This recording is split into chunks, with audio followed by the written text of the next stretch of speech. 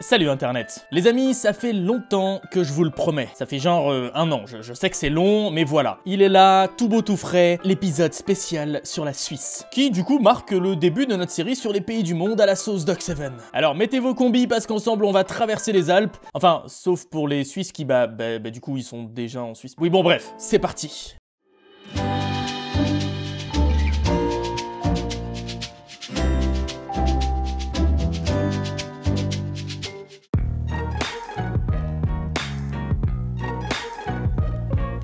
Bon, déjà, je peux pas faire un épisode sur la Suisse sans commencer par la base. La Suisse, c'est quoi? C'est où? Eh ben, c'est un petit pays situé en Europe centrale, voire occidentale selon les définitions. D'une taille assez petite, puisque avec 41 285 km², ce n'est que le 133e plus grand pays du monde, ou bien le 64e plus petit, hein, c'est comme tu veux. Mais bon, 41 285 km², c'est pas énorme, mais ça les a pas empêchés de se diviser en 26 régions, appelées cantons en Suisse, hein, ils appellent pas ça des régions. Et ça les empêche pas non plus de partager une frontière avec pas moins de 5 pays. Et c'est pas mal pour un petit pays comme ça. Eh mais attends Doc, 5 pays, moi j'en compte que 4, hein, la France, l'Allemagne, l'Autriche et l'Italie. Oui, très bien, tu es fort en géographie. Mais et le Liechtenstein là, tu l'oublies? Bon, promis, on se fera un épisode sur ce petit pays au nom très chiant. Du coup, on peut déjà voir que la Suisse est située dans un coin stratégique de l'Europe. C'est un carrefour entre beaucoup de pays importants sur le plan économique et géopolitique. D'ailleurs, elle se situe pile poil dans ce qu'on appelle la banane bleue, cette espèce de mégalopole européenne qui relie Londres à Milan, et que les géographes ou économistes considèrent comme l'épine dorsale du continent. Et d'ailleurs, je pense pas vous surprendre si je vous dis que la Suisse est un des pays les plus riches au monde, avec un PIB par habitant de 87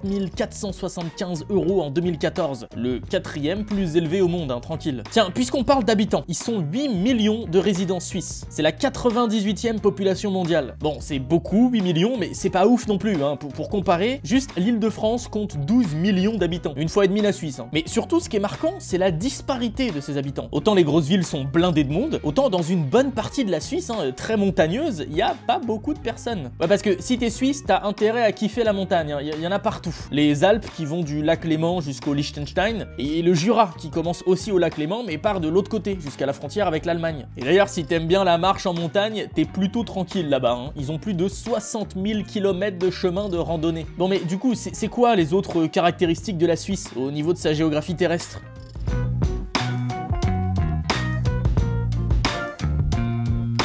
Ok, les montagnes, ça on en a parlé. Mais quand même, au centre de la Suisse, il existe quelques territoires plus plats. Des plaines alluviales qu'on appelle ça, parce qu'elles accompagnent le cours d'un fleuve. En l'occurrence pour la Suisse, le Rhin et le Rhône. Et ces deux fleuves, avec le lac Léman, sont juste hyper importants pour les Suisses. C'est de là que vient une très grande partie des réserves en eau du pays. Réserves qui lui permettent d'ailleurs d'être complètement autonome par rapport à cette ressource. Mieux que ça, 56% de la production électrique en Suisse provient des technologies hydroélectriques, comme le barrage de Grandissance ou le barrage de Mauvoisin. Les deux plus grands du pays, tous les deux situé dans le canton du Valais. Et quand on sait l'importance que vont prendre les ressources en eau dans les années à venir, tout ça c'est plutôt un très bon point pour la Suisse. Niveau frontière, c'est quelque chose aussi. Pour vous donner un exemple, il y a la situation de Büsingen am Hochrhein, un village allemand de 1500 habitants complètement enclavé dans le canton suisse de Schaffhausen. J'aurais presque pu vous en parler dans les 7 frontières insolites, mais je trouve qu'il avait plus sa place ici. Parce que les habitants de Büsingen am Hochrhein.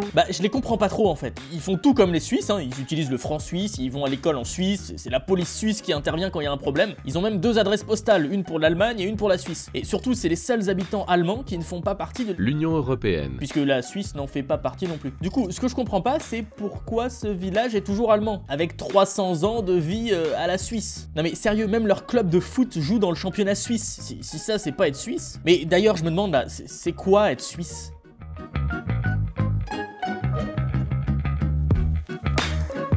Bon, depuis tout à l'heure, je vous parle de Suisse, mais en fait, le nom officiel du pays, c'est Confédération Suisse, ou Confédération Helvétique, hein, qui explique le .ch pour les sites internet suisses. Et le mot confédération, c'est pas anodin. Ça fait référence à la manière de s'organiser politiquement dans les pays. Aux États-Unis, en Allemagne, et donc en Suisse, les régions, que ce soit les États, les Länder ou les cantons, eh ben, ils ont une grande autonomie par rapport au gouvernement centralisé. En France et dans beaucoup d'autres pays, c'est le contraire. T'as un gouvernement bien puissant qui laisse pas beaucoup de liberté aux régions pour faire des choses qui les distingueraient des autres d'autres régions. Du coup, avec le modèle suisse, t'as plus de chances de se voir développer des cultures propres à une région, alors que le modèle français, il a tendance à standardiser les populations. Et donc c'est vachement plus compliqué de parler d'un peuple suisse homogène. Et ça se voit bien au niveau des langues que les gens parlent. Quand tu vois qu'il y a 4 langues officielles, tu comprends rapidement que la multiculturalité est quelque chose d'ancré dans l'histoire de la Suisse. Ouais, une grosse majorité des Suisses parlent allemand au quotidien, un petit peu moins d'un quart sont francophones, 8,1% parlent italien et les 0,5% restants ils parlent le romanche. C'est un dialecte du canton des Grisons. Ouais, parce que si la Suisse a 4 langues officielles, c'est pas le cas de tous les cantons. Dans le canton de Zurich par exemple, tout le monde parle allemand.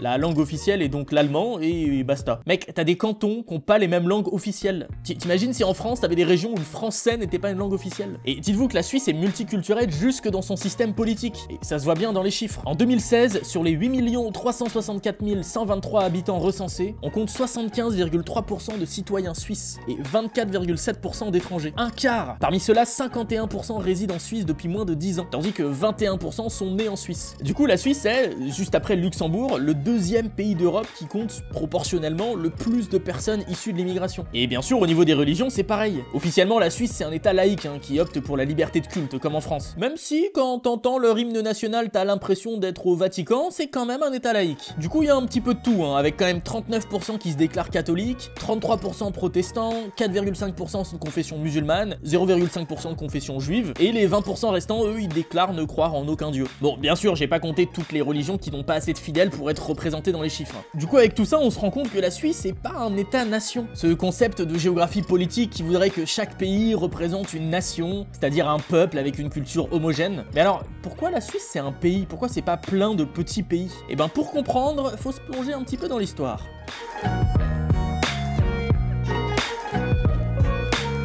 Parce que la Confédération suisse, ça remonte à loin, très loin même, puisque les historiens font remonter sa naissance plus de 700 ans en arrière, à début août 1291. On n'est pas sûr de la date exacte, mais c'est à ce moment-là qu'a été signé le pacte fédéral. Et ce pacte fédéral, il a été récupéré 600 ans plus tard, en 1891, pour être désigné pacte fondateur de la Suisse moderne. Et depuis, symboliquement, la fête nationale suisse est le 1er août. Alors, pour vous faire un topo très rapide, le pacte fédéral de 1291, c'est avant tout une alliance militaire entre 3 cantons du nord de la Suisse, pour combattre le puissant empire germanique qui a des vues sur ses territoires. Ces 3 cantons, ce sont le Nidwald, l'Uri et le Schwyz, qui donnera d'ailleurs son nom au pays plus tard. Et cette alliance, elle est fondatrice, parce que c'est à partir de là que vont se rajouter au fil des siècles différents cantons voisins à force d'alliances ou de conquêtes militaires, jusqu'à former la Suisse qu'on connaît aujourd'hui. Enfin non, il y a eu une période d'occupation napoléonienne pendant 17 ans, de 1798 à 1815, mais c'est justement le départ de l'armée française en 1815 qui va permettre la création d'un état de 22 cantons, dont les frontières vont quasiment plus bouger jusqu'à nos jours. Et là, je vous ai parlé de conquêtes militaires et de guerres napoléoniennes, mais je suis sûr que pourtant, tout le monde associe la Suisse à la neutralité. Et c'est pas un faux cliché, c'est vrai que la Suisse est hyper neutre au niveau des relations internationales, et évite les guerres à tout prix. D'ailleurs, en 2017, la Suisse a entamé sa 170e année de paix consécutive. C'est bien sûr un record mondial, le dernier conflit il remonte à 1847. La guerre du Sonderbund, c'est le nom donné à la guerre civile de novembre 1847, entre 7 cantons dissidents, plutôt catholiques et conservateurs, et le reste du pays. Mais bon, ça n'a duré qu'un mois. Alors ok, je sens les petits malins, la Suède, elle a pas connu de guerre sur son territoire depuis 1814, mais la Suède est intervenue militairement dans d'autres guerres depuis, pas la Suisse. Mais du coup, elle vient d'où cette neutralité? Et est-ce qu'ils sont si neutres que ça finalement les Suisses? Bon, avant d'y répondre, on va se faire un petit moment drapeau.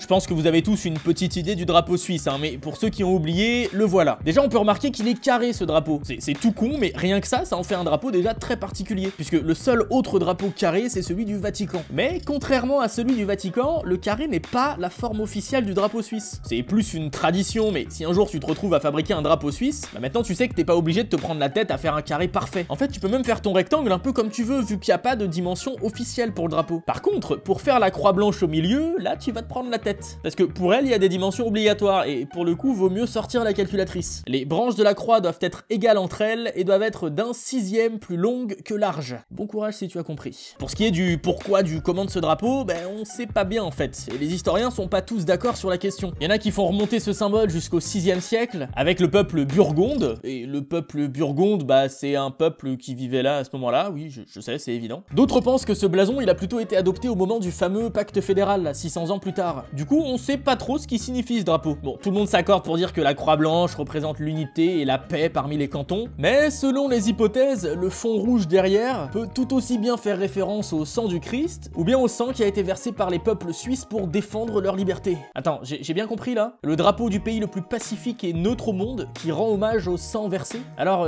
pacifique les Suisses?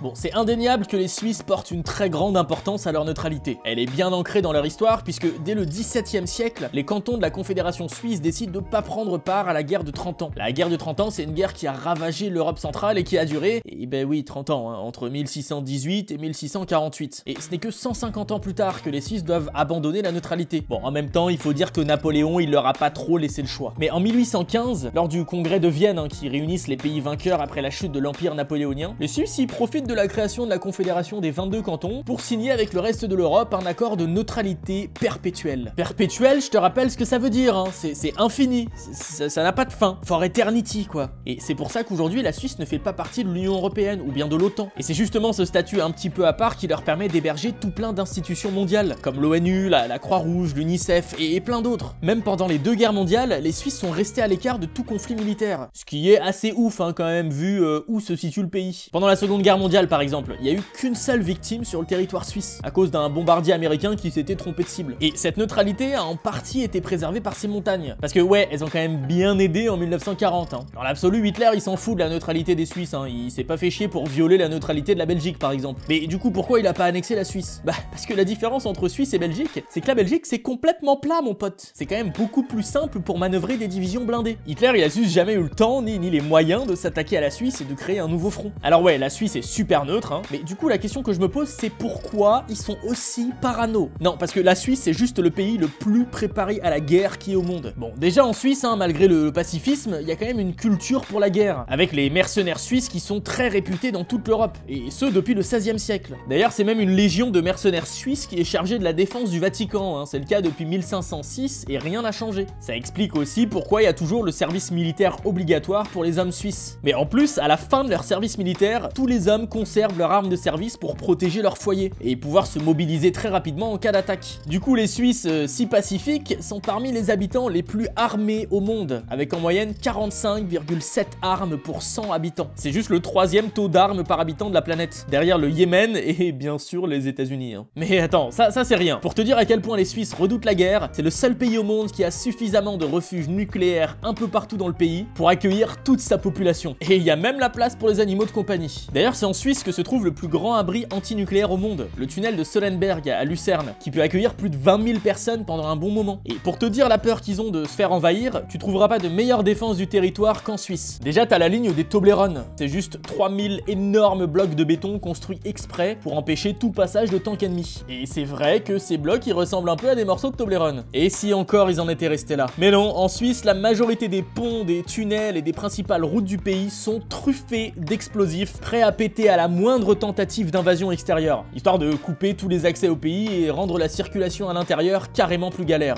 Oui, tu m'as bien compris, il y a des putains de bombes dans leurs infrastructures, contrôlées à distance en plus. C'est quand même ouf d'être aussi bien préparé à la guerre quand tu l'as pas fait depuis 170 ans.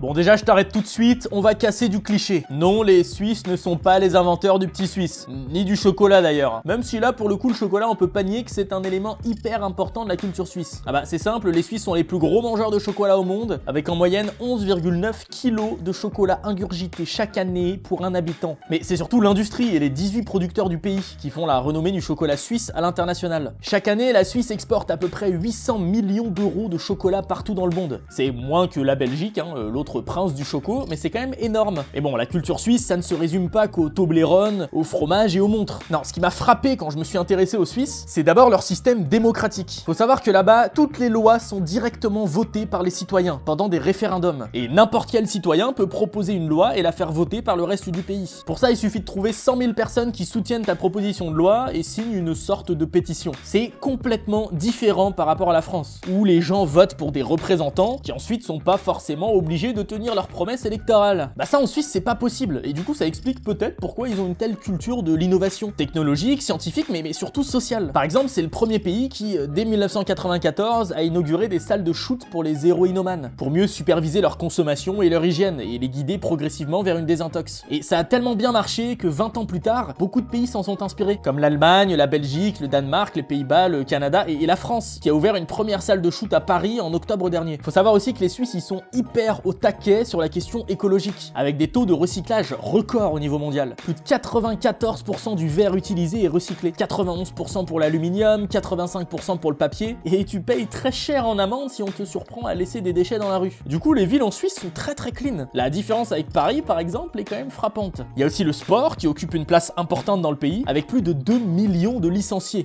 un quart du pays quoi, disséminés dans plus de 20 000 clubs différents. Et les sports les plus pratiqués sont la gym, le foot et le ski. C'est marrant quand même, le tennis il arrive qu'en 4ème place. J'aurais pas dit avec un génie comme Roger Federer qui fait rêver les Suisses depuis 15 ans. Bon, et pour ce qui est du folklore musical en Suisse, forcément on retrouve encore et toujours nos montagnes adorées, avec le cor des Alpes, ce big instrument à vent avec lequel t'as quand même bien l'air ridicule quand il joue, mais qui sonne plutôt cool. Et puis bien sûr il y a le yodel, ce chant originaire des Alpes tyroliennes, qui est juste tellement impressionnant. Enfin bref, vous l'avez compris, la Suisse c'est quelque chose de bien bordélique même parfois, entre unité et diversité, entre richesse et humilité, entre guerre et paix. Mais justement, c'est ça qui fait tout son charme, et en fait un des pays les plus agréables à vivre en Europe. Et je pense pas que les Suisses qui m'écoutent me contrediront là-dessus. Quant à moi, je vous laisse avec un sondage qui apparaît là maintenant tout de suite en haut à droite de votre écran, pour sélectionner un des 5 pays que je vous propose comme sujet du prochain épisode. Et si vous vous demandez pourquoi 5 pays, eh ben parce que j'en ai retenu un par continent, tout simplement. Et oui, je considère l'Amérique du Sud et du Nord comme un seul continent. Et non, je n'inclus pas l'Antarctique. Vous avez vu un peu comment j'anticipe vos remarques maintenant? Et 2 ans de pratique, mon gars. Enfin bref, à vos votes les amis. Et n'oubliez pas de partager en masse cette vidéo si elle vous a plu, de vous abonner pour pas louper la suivante, et bien sûr d'atomiser le pouce bleu comme s'il avait insulté ta mère de boire du Sprite. Je pense que cette blague est un petit peu dépassée. Bref, moi je vous dis à très vite pour une nouvelle vidéo. Salut Internet.